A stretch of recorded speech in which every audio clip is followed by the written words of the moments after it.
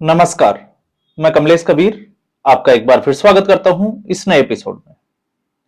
आज के इस एपिसोड में हम बात करेंगे नाश्ता पॉलिटिक्स की। जिस तरीके से कर्नाटक में नवंबर क्रांति देखने को मिली, हालांकि उस तरीके से नहीं जिस तरीके से लोगों को उम्मीद थी, लेकिन डीके शिव कुमार और सिद्धारमैया जो इस वक्त मुख्यमंत्री है, उनके बीच में मतभेद खुलकर सामने आने लगे। और इसलिए आने लगे क्योंकि हाईकमान ने यह फैसला किया था कि 2.5 साल के लिए सिद्धारमैया मुख्यमंत्री होंगे और फिर 2.5 साल के लिए डीके शिव कुमार। अब इसकी जरूरत क्यों पड़ी थी? इसकी जरूरत पड़ी थी क्योंकि कर्नाटका की राजनीति में अगर हम झांकने की कोशिश करते हैं, उसको समझने का प्रयास करते हैं, तो फिर लिंगायत और बोकालिंगा दो समुदाय, और इन दो समुदायों की राजनीति में एक तरीके से हम कहें कि निर्णायक भूमिका। अब चूंकि जनगणना नहीं हुई 2011 के बाद से, तो स्पष्ट आंकड़े वो तो है नहीं कि कोई जो है वो स्पष्ट तरीके से ये बोले कि किस समुदाय की आबादी सबसे ज्यादा है। लेकिन जब हम कांग्रेस पार्टी की राजनीति की बात करते हैं, तो डीके शिव कुमार कांग्रेस पार्टी का एटीएम। एक तरीके से हम कह सकते हैं कि कांग्रेस पार्टी में डीके शिव कुमार, अशोक गहलोत, कमलनाथ, ये वो नेता थे जो कांग्रेस पार्टी के लिए एटीएम का काम करते थे, रिसोर्सेज अवेलेबल कराते थे। और जब भी कांग्रेस पार्टी मुसीबत में फंसती है, तो डीके शिव कुमार सबसे आगे दिखाई देते हैं। और डीके शिव कुमार कर्नाटक में कांग्रेस पार्टी के प्रदेश अध्यक्ष। तो डीके शिव कुमार के नेतृत्व में चुनाव लड़ा गया, जीत हासिल हुई, और जब मुख्यमंत्री का पेच फंसा, तो उसके बाद में एक फॉर्मूला तय हुआ, जो फॉर्मूला राजस्थान में जिसकी चर्चा हुई, जिसकी चर्चा इसके अलावा छत्तीसगढ़ में हुई। हालांकि मध्य प्रदेश में कुछ कारण जो थे वो अलग थे। तो राजस्थान में कमोबेश जिस तरीके की स्थिति बनी, ठीक उसी तरीके की स्थिति कर्नाटक में भी बनी। लेकिन कर्नाटक में चूंकि डीके शिव कुमार है, इससे पहले राजस्थान, मध्य प्रदेश और छत्तीसगढ़ देख चुके थे, और बिहार के चुनाव परिणाम या बिहार चुनाव में कांग्रेस पार्टी थी, इसलिए वो रुके रहे, इंतजार करते रहे, धैर्य रखने के साथ साथ। लेकिन उसके बाद जो घटनाक्रम हुआ 14 नवंबर के बाद में, वो ये था कि दिल्ली में डीके शिव कुमार अपने समर्थक विधायकों के साथ डटे हुए थे। तो इसके बाद सिद्धारमैया भी दिल्ली पहुंचे, लेकिन सिद्धारमैया की मुलाकात हाईकमान से नहीं हो पाई। तो जो डीके शिव कुमार के समर्थित विधायक थे, वो पहुंचते हैं मल्लिकार्जुन खड़गे के पास, और मल्लिकार्जुन खड़गे आश्वासन देते हैं हाईकमान की तरफ से कि हाईकमान जल्दी जो है वो इसके ऊपर फैसला लेगा। तो मल्लिकार्जुन खड़गे ने अपनी मजबूरी भी बताई, और एक तरीके से हम कहें तो जिस तरीके से एक राजनेता की चालाकी होती है, उसकी तरफ भी इशारा किया। क्योंकि इस पूरे प्रकरण में अगर आप गौर से देखोगे, तो मल्लिकार्जुन खड़गे वो भी साफ तौर से खड़े दिखाई देते हैं। इसलिए लगातार बार बार जो है वो अपमान का घूंट पीकर भी मल्लिकार्जुन खड़गे एक तरीके से वृद्ध सैनिक की तरह कांग्रेस पार्टी में खड़े दिखाई देते हैं, जिनको जब चाहे वो प्रियंका गांधी वाड्रा के नामांकन का दिन हो, जिस तरीके से गेट के बाहर खड़ा कर दिया गया, या फिर इस वक्त 14 दिसंबर जो रामलीला मैदान में रैली हुई, और उस रैली में जिस तरीके से अपमान किया गया, तो वो पूरे देश ने देखा। तो मल्लिकार्जुन खड़गे का पुत्र मोह कि जाते जाते प्रियंक खड़गे के हिस्से में कुछ आ जाए, तो उसके लिए, क्योंकि दो बंदरबाट की लड़ाई जब चलती है, दो बिल्लियों के जब लड़ाई चलती है, तो बंदर उसका फायदा कैसे उठाता है। तो वो सारा जो है वो इस खेल में चल रहा था। लेकिन उसके बाद में क्योंकि डीके शिव कुमार ने भी वो वादा याद दिलाया जो 5-6 लोगों के बीच में हुआ था, साफ तौर से तो नहीं कहा, लेकिन इशारा जो है वो एक तरीके से दे दिया गया था। तो अब जो संभावनाएं बनी, वो संभावना ये थी कि दिसंबर में शीतकालीन सत्र के बाद, या फिर जनवरी में, जब सिद्धारमैया का कार्यकाल सबसे ज्यादा मुख्यमंत्री के पद पर रहने वाले मुख्यमंत्रियों में होगा, तो उसके बाद शायद सिद्धारमैया कुर्सी छोड़ देंगे। तो एक तरीके से ब्रेकफास्ट पॉलिटिक्स हुई। एक दिन सिद्धारमैया डीके शिव कुमार के घर पहुंचे और डीके शिव कुमार सिद्धारमैया के घर पहुंचे और एक ये मैसेज देने की कोशिश की कि अब जो कर्नाटक में हालात है वो बिल्कुल ठीक है।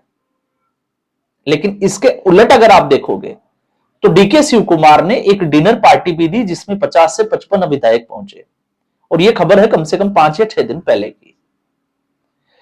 तो डीके शिव कुमार लगातार जो है वो चाहे शक्ति प्रदर्शन हो या फिर कई ऐसे मौके जिससे वो लगातार चेतावनी देते हुए नजर आए, फिर चाहे वो अमित शाह के साथ मंच शेयर करना हो या फिर जो है वो जग्गी के जो कार्यक्रम था उसमें जाना हो या महाशिवरात्रि का जो कार्यक्रम था उसमें जाना हो या फिर आपने देखा कि किस तरीके से उत्तर प्रदेश में सनातन संस्कृति का सबसे बड़ा जो पर्व था महाकुंभ उसमें भी वो गए। और इसी विधानसभा में जब ये शीतकालीन सत्र की हम बात कर रहे हैं तो उसी विधानसभा में नमस्ते सदा वत्सले मातृभूमि जो आरएसएस का थीम सॉन्ग है वो भी गाकर सुनाया। अब इस सॉन्ग का मतलब ये नहीं था कि डीके शिव कुमार बीजेपी में चले जाएंगे, लेकिन यह साफ संदेश था कि वो कुछ भी सोच सकते हैं भविष्य के लिए और भविष्य यह है कि अभी नहीं तो कभी नहीं। तो अब मामला जो है वो शीतकालीन सत्र तक पहुंच गया और शीतकालीन सत्र तक जब मामला पहुंच गया तो आप सोचकर देखिए अगर मामला निपट जाता तो डीके शिव कुमार के समर्थित विधायक इकबाल हुसैन लगातार वो जो है वो बयानबाजी कर रहे हैं। डीके शिव कुमार के मुख्यमंत्री बनने की जो भविष्यवाणी है वो लगातार कर रहे हैं कि 99% 6 जनवरी या 9 जनवरी को उनको शपथ ग्रहण समारोह होगा। तो सवाल यह उठता है कि सब कुछ ठीक है तो फिर डीके शिव कुमार इकबाल हुसैन को रोकते क्यों नहीं है। अब हम आते हैं आगे चलते हैं। कल परसों हमने बात की थी मोहम्मद मुकीम की। तो मोहम्मद मुकीम जो उड़ीसा से कांग्रेस पार्टी के पूर्व विधायक है, उन्होंने एक चिट्ठी लिखी और उस चिट्ठी के बाद में मोहम्मद मुकीम को कांग्रेस पार्टी की प्राथमिक सदस्यता से निर्वासित कर दिया, हटा दिया गया। क्यों हटा दिया गया? कि उनके ऊपर आरोप लगाए गए पार्टी विरोधी गतिविधियों के। और जब आप उनका लेटर पढ़ोगे तो एक भी उनका शब्द जो है वो कांग्रेस पार्टी के खिलाफ नहीं था। तो फिर वो किसके खिलाफ था? वो शब्द थे राहुल गांधी के खिलाफ, क्योंकि सारी कमान जो है वो प्रियंका गांधी वाड्रा को देने की बात उसमें कही जा रही थी। तो कांग्रेस पार्टी वहां पर एक्सपोज हो चुकी थी। अब इससे आगे की कड़ी में कल कर्नाटक विधानसभा शीतकालीन जो सत्र था उसके एक तरीके से एक बार फिर उसी तरीके का खेल देखने को मिला जिसमें मधुगिरी विधानसभा के निकटतम, क्योंकि मधुगिरी विधानसभा का नाम मैं इसलिए ले रहा हूं क्योंकि यह विधानसभा और यहां का जो एमएलए है वो सिद्धारमैया गुटका है और उसके साथ में ही एक कुनिगल विधानसभा है जहां से विधायक है एचडी रंगनाथ। ये डीके शिव कुमार ग्रुप के माने जाते हैं और इन्होंने साफ तौर से बड़ा आरोप लगाया अपनी ही सरकार के ऊपर कि उनकी सरकार किसानों के साथ भेदभाव कर रही है और इशारा भी दिया कि जिस मधुगिरी में जो सिर्फ पड़ोसी विधानसभा क्षेत्र है वहां पर जो किसान केंद्रीय सहकारी समिति है उसने लगभग 100 करोड़ रुपए का अल्पकालिक निर्णय वो ऋण दिया है, जबकि उनके क्षेत्र में ऐसा कुछ नहीं हुआ। तो सरकार भेदभाव कर रही है अपने लोगों के, अपने गुट के जो विधायक है वहां पर सभी तरीके से सभी सुविधाएं सभी पॉलिसीज का फायदा हो रहा है, लेकिन डीके शिव कुमार के गुट के जो लोग हैं उनको इस फायदे से वंचित किया जा रहा है। तो यह किस तरफ इशारा है? क्योंकि पहले इकबाल हुसैन आप डीके शिव कुमार को देख लीजिए या फिर आज की अगर तारीख में हम बात करते हैं तो फिर आ जाते हैं एचडी रंगनाथ। उसके बाद बारी आती है सिद्धारमैया की। इस टिप्पणी के ऊपर सिद्धारमैया को यह तक कहने की जरूरत पड़ जाती है कि सिद्धारमैया जब तक सीएम रहेंगे जब तक कि कांग्रेस हाईकमान की कृपा दृष्टि उनके ऊपर बनी रहेगी, जब तक हाईकमान चाहेगा तब तक वो मुख्यमंत्री बने रहेंगे। और दूसरा यह भी कहा कि 2028 तक कांग्रेस पार्टी सत्ता में रहेगी। तो अब सवाल यह उठता है कि इस मामला जो था वो किसानों का था मुद्दा और यहां पर ये जो है वो जवाब दे रहे थे, सफाई दे रहे थे मुख्यमंत्री पद की और कांग्रेस पार्टी की सत्ता की। तो यह साफ तौर से इशारा था जिस तरीके से मध्य प्रदेश में हुआ कि कांग्रेस पार्टी सत्ता में आने के बावजूद कमजोर नेतृत्व के कारण, एक तरीके से हम कहें जिसको असहाय और असहज, चारों तरफ से घिरा हुआ कमजोर नेतृत्व, इसलिए क्योंकि जिस नेतृत्व के चलते कांग्रेस पार्टी चुनाव दर चुनाव जो है वो हारती चली जा रही है, उसमें बदलाव के संकेत फिर भी दिखाई नहीं देते। और यही एक कारण था कि क्षेत्रीय इकाई के जो नेता है वो कांग्रेस पार्टी के जो राष्ट्रीय नेतृत्व है उसके ऊपर भारी पड़ते हैं। और इसका उदाहरण मध्य प्रदेश, ना कमलनाथ सुनने को तैयार थे, ना ज्योतिरादित्य सिंधिया सुनने को तैयार थे, और हश्र क्या हुआ, सत्ता भी हाथ से चली गई। ठीक ऐसे ही राजस्थान में हमने देखा सचिन पायलट का विरोध साफ तौर से जो है वो निकल कर आता है, और बावजूद इसके ऑफर दिया जाता है अशोक गहलोत को कि आप राष्ट्रीय अध्यक्ष बन जाइए, लेकिन अशोक गहलोत उसको ठुकरा देते हैं। तो यहां पर भी एक तरीके से कमजोर नेतृत्व की निशानी साफ तौर से दिखाई देती है। तो ऐसे ही जो है वो छत्तीसगढ़ का आप उदाहरण ले लीजिए, पंजाब में आप देख लीजिए क्या हुआ, और फिर हम आते हैं ताजा उदाहरण लेते हैं हरियाणा का। हरियाणा विधानसभा चुनाव में भूपिंदर सिंह हुड्डा को फ्री हैंड देने के बाद कांग्रेस पार्टी चुनाव हार जाती है, और उसके बाद लगभग जो है वो 1.5 साल तक कांग्रेस पार्टी हरियाणा में नेता प्रतिपक्ष का चुनाव नहीं कर पाती है, और आखिर में भूपिंदर सिंह हुड्डा ही नेता प्रतिपक्ष बनते हैं। तो अब सवाल यह उठता है कि कांग्रेस पार्टी एक्शन किस पर ले, क्योंकि कोई सुनता ही नहीं है।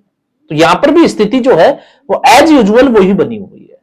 तो जिन लोगों को यह लगता है कि कांग्रेस पार्टी में सब कुछ ठीक चल रहा है,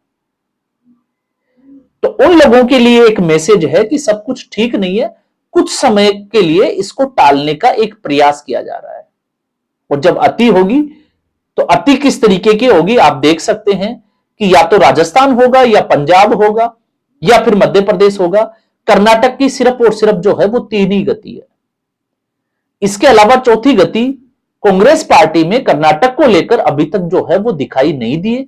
साफ संकेत है, जब मैं ये कहता हूं कि राजस्थान होगा तो इसका मतलब सिद्धारमैया ही मुख्यमंत्री रहेंगे और डीके शिव कुमार को अपना थूक जो है वो निगलना पड़ेगा।